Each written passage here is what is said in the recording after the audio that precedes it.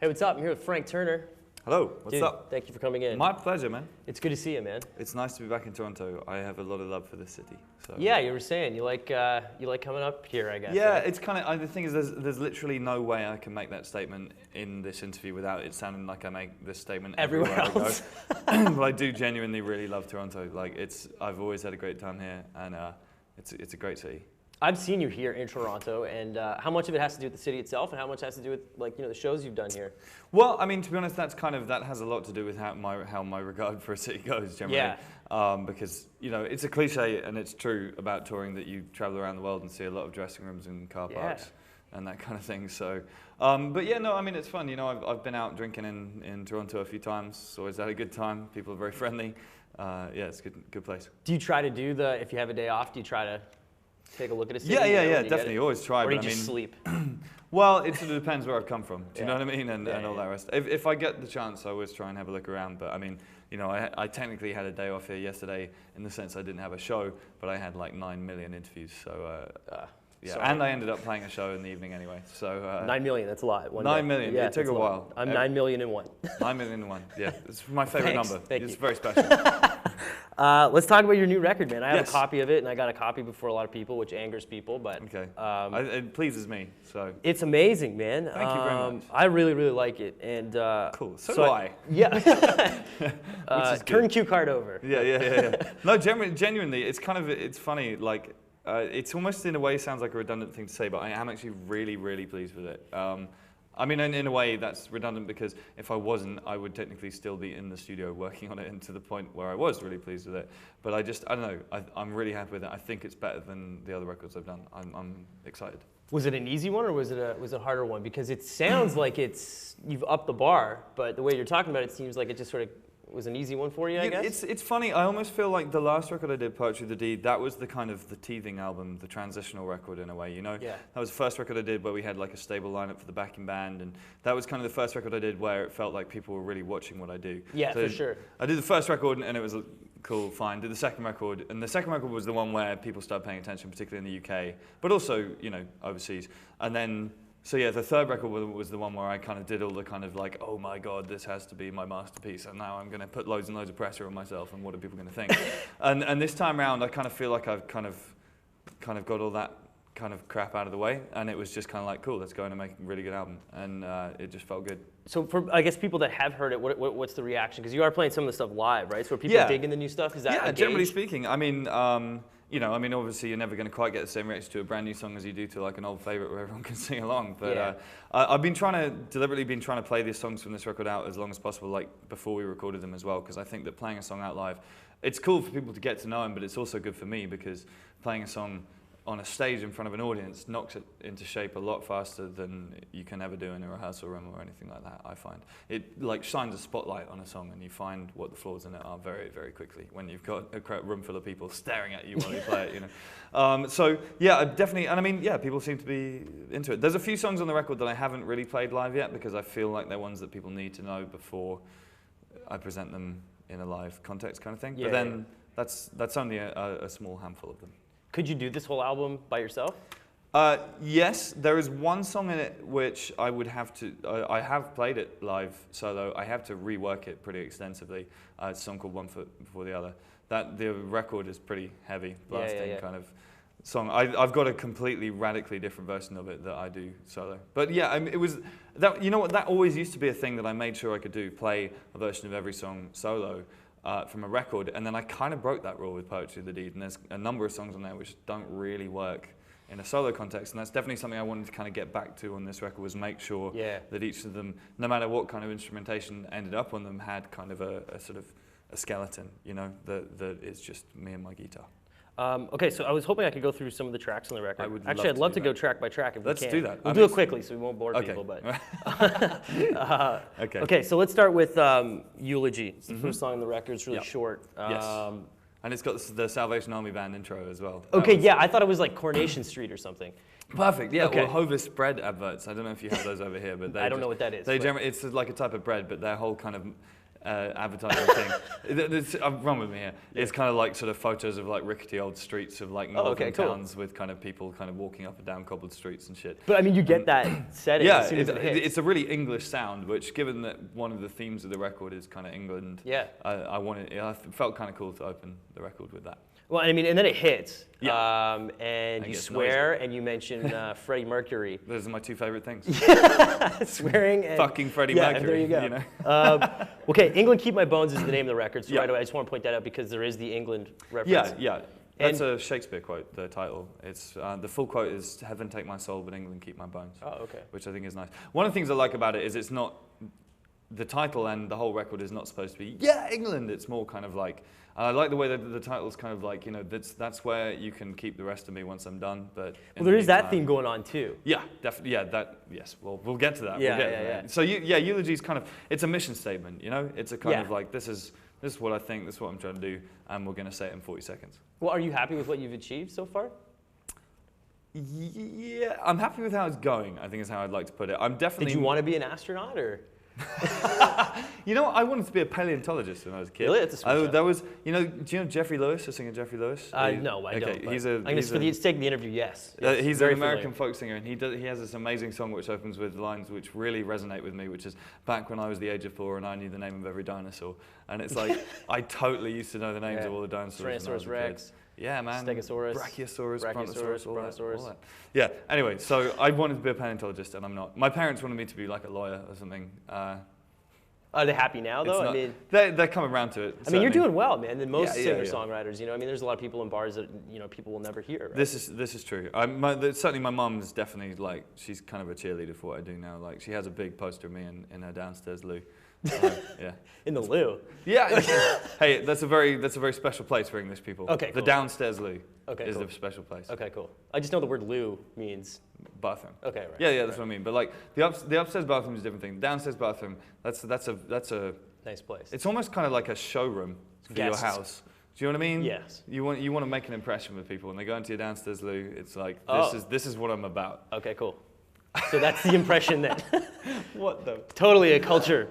Yeah, okay. That's okay. So if you go into an English person's house, judge them on their downstairs loo, because they are expecting you to judge them in what's in their downstairs. Okay. Let's go to Peggy Sang the Blues. And, yes. I wanted to ask you who Peggy is, and you just told us that it's your grandma. Yeah, she was my dad's mom. She died about 15 years ago. She was just really cool. She was from a very kind of like socially conservative background, quite a stuffy background. I mean, parts of my family are, but the thing that I loved about her is she was really, really iconoclastic. She didn't give a damn, and she got my older sister smoking when she was 12. She gave me whiskey for the first time when I was 10 years old. She was very conservative. Yeah, well, no, but this is the thing. She was from that kind of background, but she definitely didn't care, and didn't, and it's the kind of thing where there are certain people in my family who are kind of a bit dubious about what I do, and they don't like the fact I have tattoos on my fingers and stuff like that, or any tattoos at all. But I get the impression that if she was around now, she would be laughing her ass off and be like encouraging me to get face tattoos and be in a death metal band and stuff. Do you know what I mean? She just kind of she really enjoyed people who kind of get out there and just do it and get on with life, and she did that herself as well. And do you think that's where you got it from? Yeah, partly. Yeah, definitely. And the song's kind of it's a fictional story about her ghost, as it were, coming to visit me. But it seemed like a fun way of kind of A, commemorating her, and B, making a point that I wanted to make about wider things. Love it, dude. That's great. Cool. I Still Believe is the first thing I guess we heard. Yes, that was on the rock video. EP. Yeah, and that was the EP. So why did you decide to release that first? You know what? A number of reasons. I don't know. The EP sort of came about just because just felt like it was going to be ages before the record came out. I had loads of new songs. I wanted to put some out. Plus, also, I've been playing that song, I Still Believe, at festivals and stuff around the UK and at a lot of shows, and people were getting really, really into it. And it sort of reached a point where it was like, when's that song going to come out? And the answer was like, well, maybe in like a year. And everyone's like, bummed out, I want to hear it sooner. So we did the EP.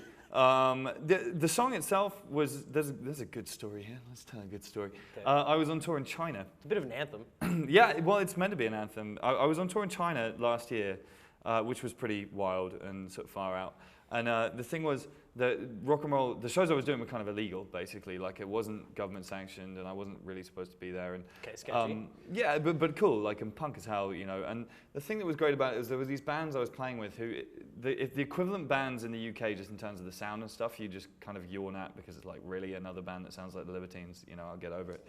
But there was something about the fact they'd only just figured out that if you play that chord and that chord and that chord, and you all jump around and scream and punch each other in the head and play it really fast and loud and turn everything up full, then it just sounds awesome and girls want to sleep with you, you know. And it's like you know what I mean? Though they just kind of figured out rock and roll basically, and they had this passion and fire about the whole thing that actually made me feel really kind of like humble in a way, and made me feel bad for being so jaded about rock and roll, you know, because we're surrounded by it every day. Yeah. You know, every single TV advert's got rock and roll in it, and it's just, you get bored of it. And there was something about seeing these guys, and it kind of it made me think this must have been like to be like watching Bill Haley in the 1950s, or to be in like CBGB's in 1975 or whatever. There was just this kind of raw, totally like naive kind of energy to what they were doing, and it made me kind of think, wow, you know, it's no bad thing if we remind ourselves every now and again how awesome it is to have rock and roll in our lives, and that kind of turned into I Still Believe.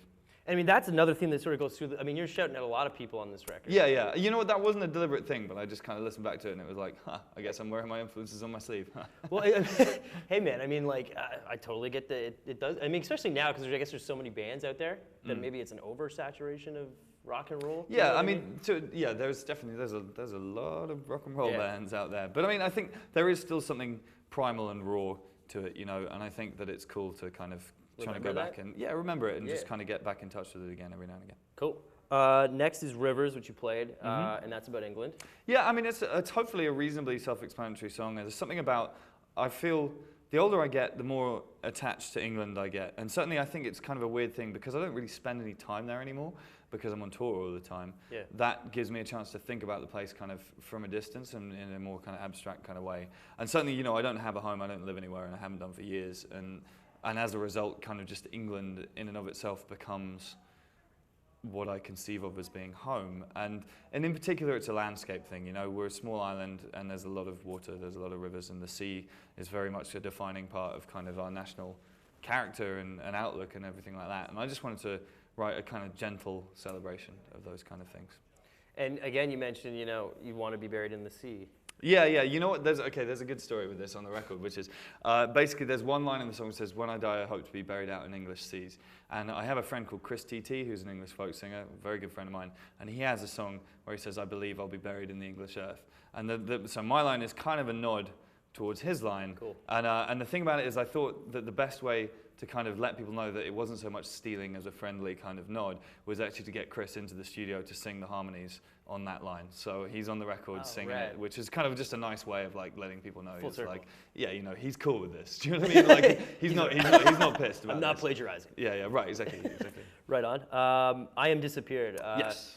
What a song, dude. I mean, this one's, that's like sort of the photosynthesis for me. Yes. Still can't say. I think I did that last time I interviewed you as well. That's all right. Who cares? Make fun of me on YouTube. Yeah.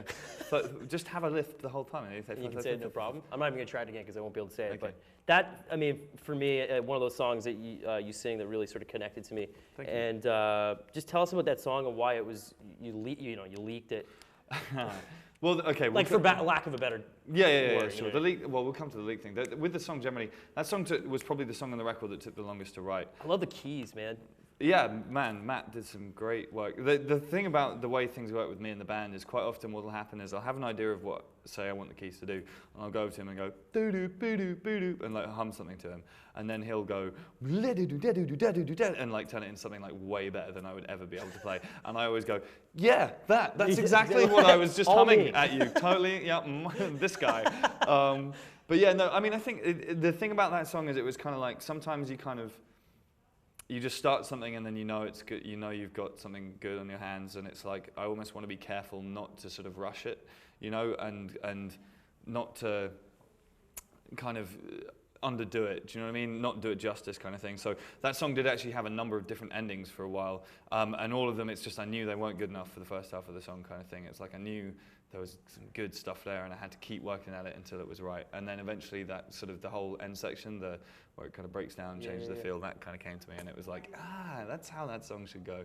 And yeah, it worked. I just love the idea of like, just disappearing. You know what I yeah, mean? man. I think that's a thing. You know, it's kind of about a song about being trapped. You know, and there's a reference to a friend of mine in there, and certainly it's sort of to do with the conversation we had about her not wanting to be where she was in life and just taking solace in the fact that she knew she could get to the airport, and if she always kept enough money in her bank account to get on a flight, then there was always kind of that opportunity to get away if she needed to. And that's just kind of, I think, something that's very appealing to me.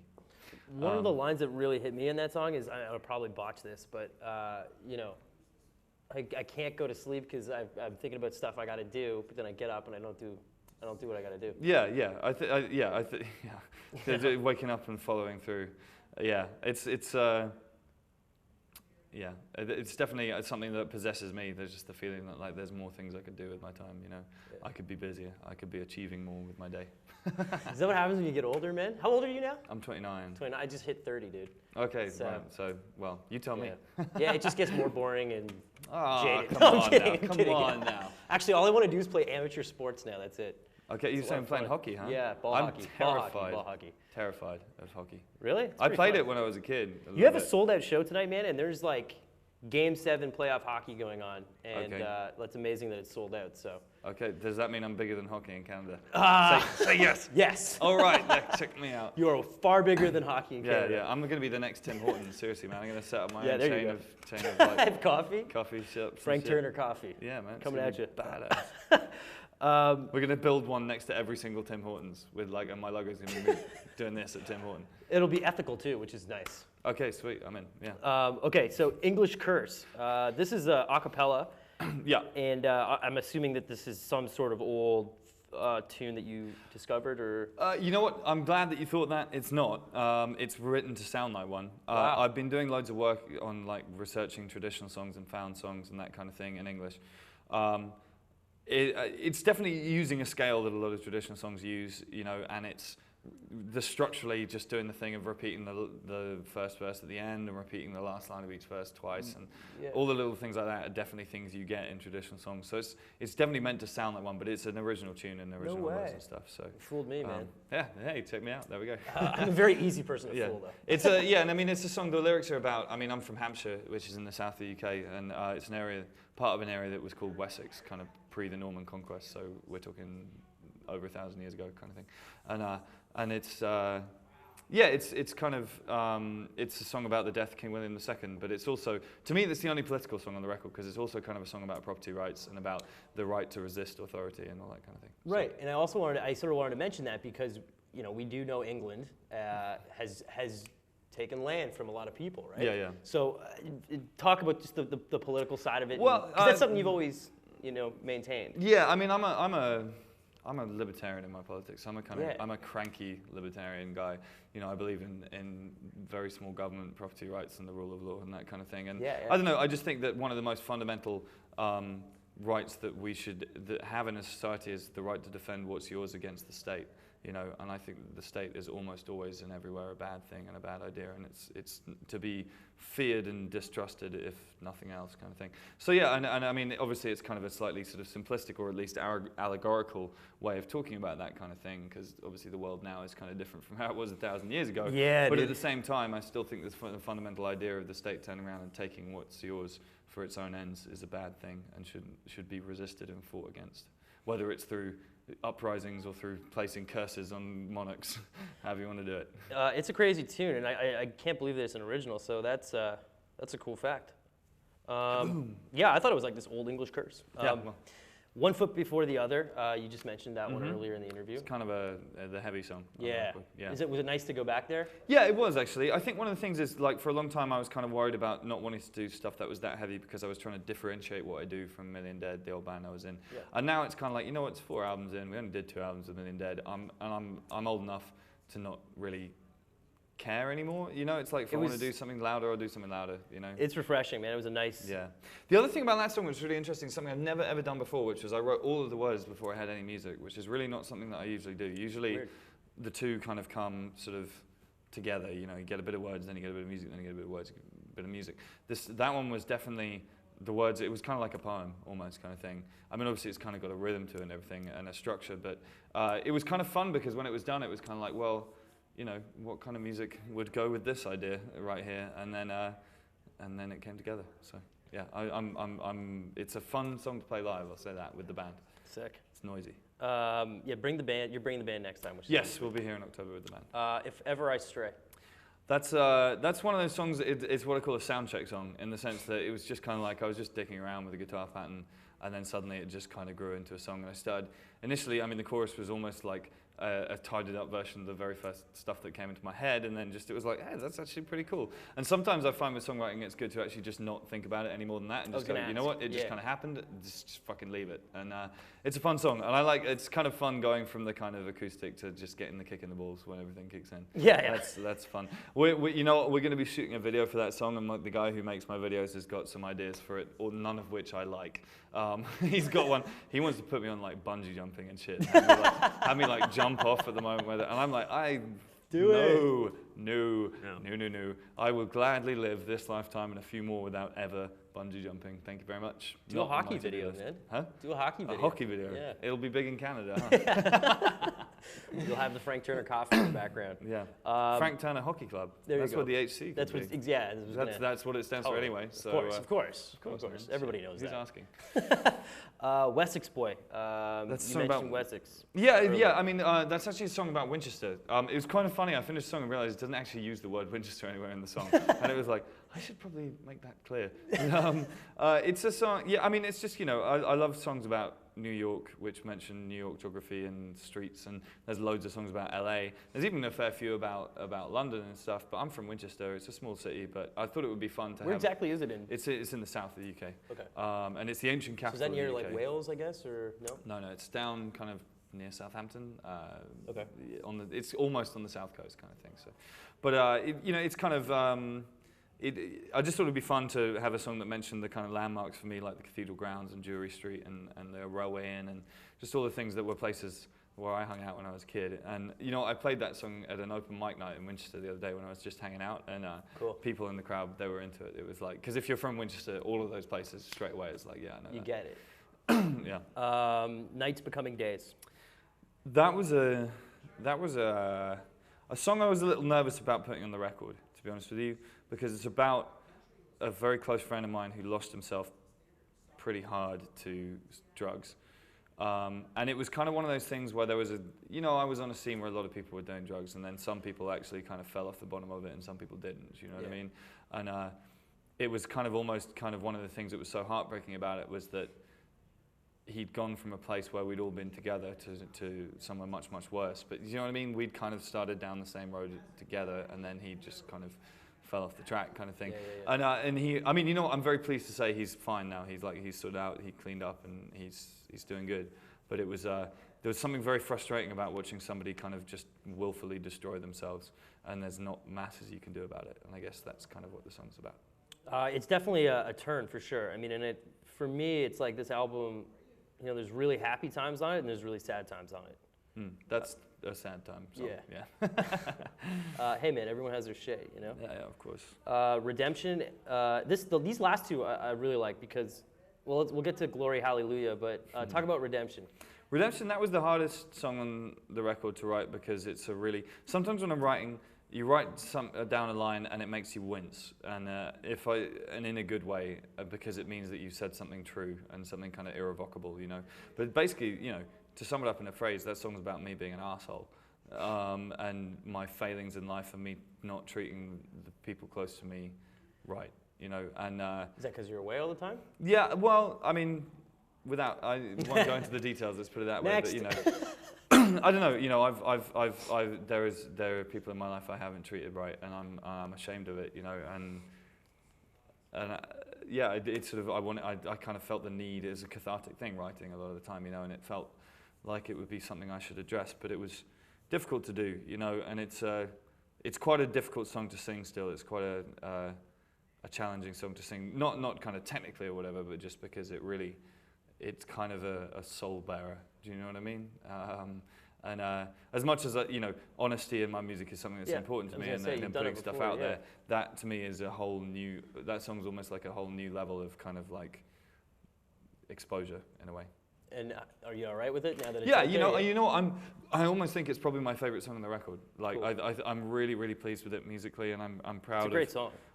Thank you. I'm proud of the lyrics. I think it came together as well as it could have done, but it's still, it's just one that I occasionally have to like take a bit of a breath about thinking about or playing or whatever.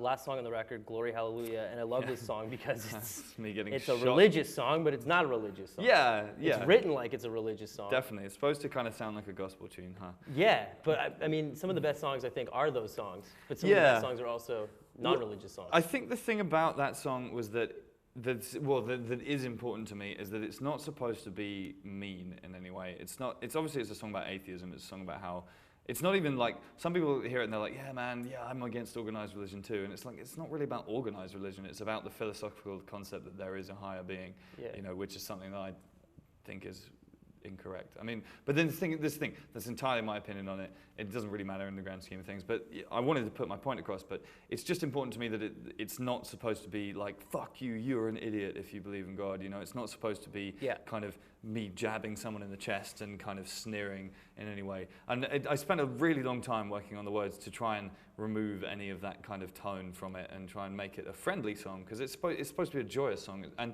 I love gospel music because it's like some of the happiest music around. Totally. But just the only thing is that for me, the happiness comes from it makes me very happy to think that there's no God. I think that's an excellent, wonderful, liberating idea.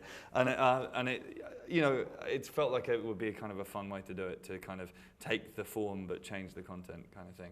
And hopefully no one's going to shoot me. Well, I liked it because when I first heard it, I definitely got what you were talking about. I sort of got that "no effects, you're wrong" type of vibe. Mm-hmm. But then when you re-listen to it and you actually listen to the lyrics, you just sort of I feel like it's just sort of a song about being spiritual but not necessarily being religious. Yeah, it's just kind of, I've played it a few times. I always give it this big kind of spiel before I play it live because I don't want, I genuinely don't want to kind of like hurt anyone's feelings or anything like that, and you know what some people do. I played a show in Adelaide in Australia the other day and this girl ran out crying when I was playing the song and it was like, oh man.